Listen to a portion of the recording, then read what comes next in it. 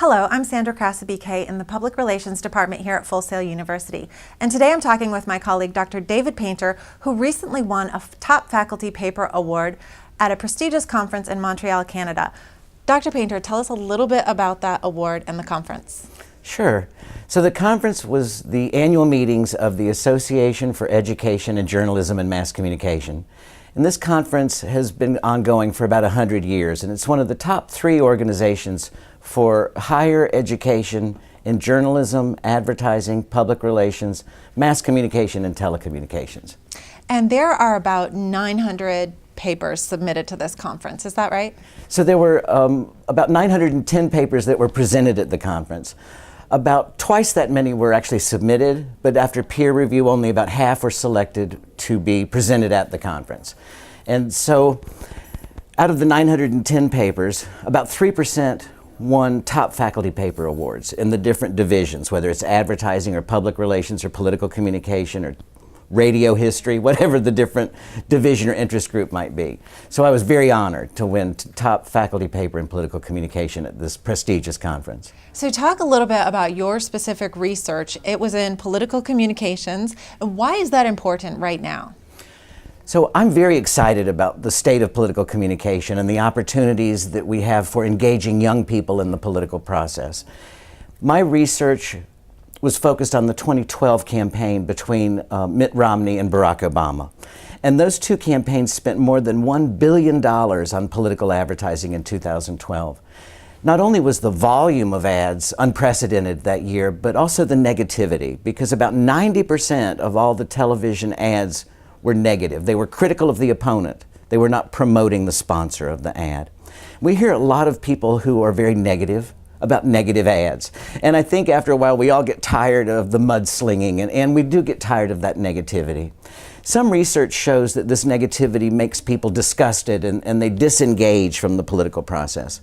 Other research shows that these kind of negative ads make people mad and actually will inspire them to go out and vote just so they can vote against somebody, maybe even more than vote for somebody.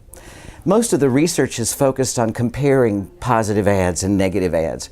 My research was one of the first to compare positive ads, negative ads, and a combination of both positive and negative ads, because in the real world, we don't see only positive ads or only negative ads. We see this combination of ads. And I was also very interested in the social viewing process that we have going today with television consumption.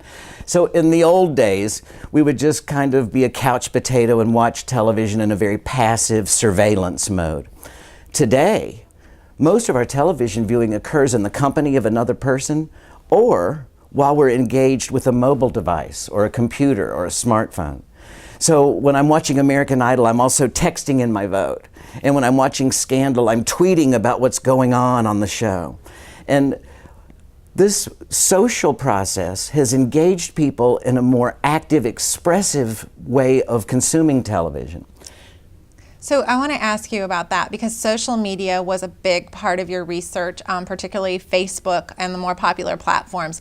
Speak to that about what's happening with youth now and voting. So in the 2008 election, young people voted at record numbers. For many years, young people had been maybe disenchanted with politics, maybe just not interested in politics.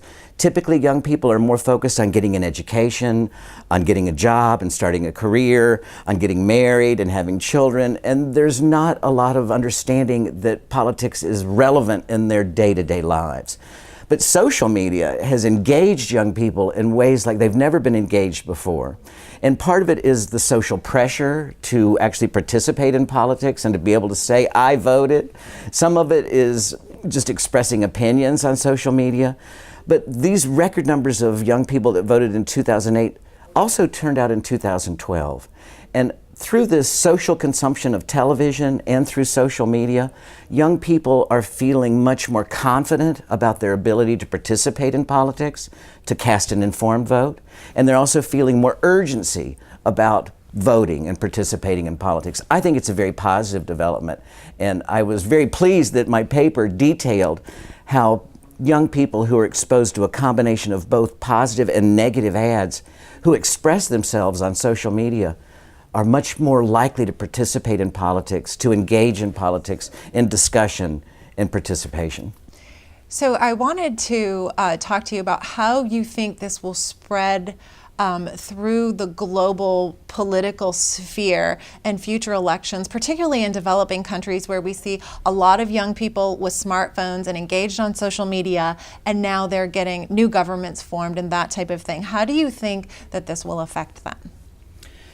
So I thought the Arab Spring was a very interesting kind of real-world example of how social media allow people with similar beliefs and opinions to network and to make decisions about, we're going to protest at this location, at this date, at this time. We're going to have a strategy meeting at this location, at this date, at this time.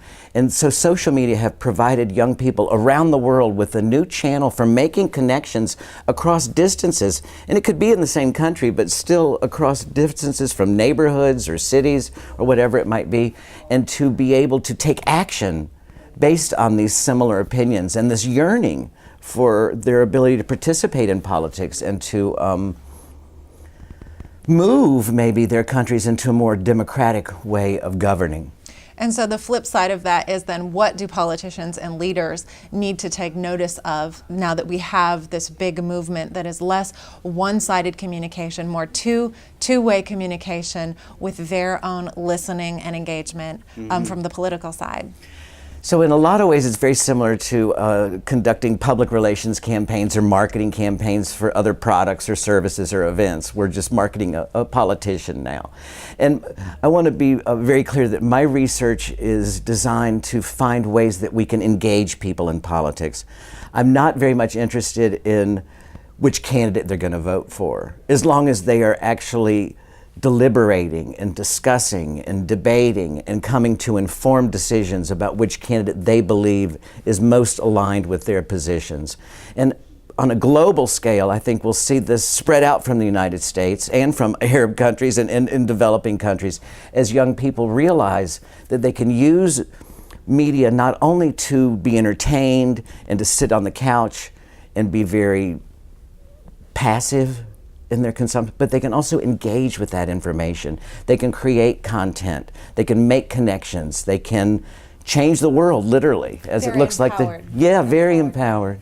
So you have similar research that you're presenting in a few weeks in Madrid, Spain. Is that right? Yes, it is. I'm very excited about my trip to Spain and about my opportunity to participate in the World Public Relations Forum in Madrid upcoming. My research in this paper is a little bit different because I'm using a different theoretical framework for the analysis, but I'm still looking at the Obama and Romney campaign's use of social media and how engaging with one of the candidates on Facebook or Twitter or YouTube increased people's feelings of satisfaction and commitment and mutuality with the candidates. So it's a pure public relations analytic framework I'm using, but it's still the same focus on how we can use social media to engage young people in politics. Well, I look forward to seeing that research when you get back and following what you do. Thanks. You can follow Dr. Painter too at DAV Paint on Twitter, DAV Paint on Twitter.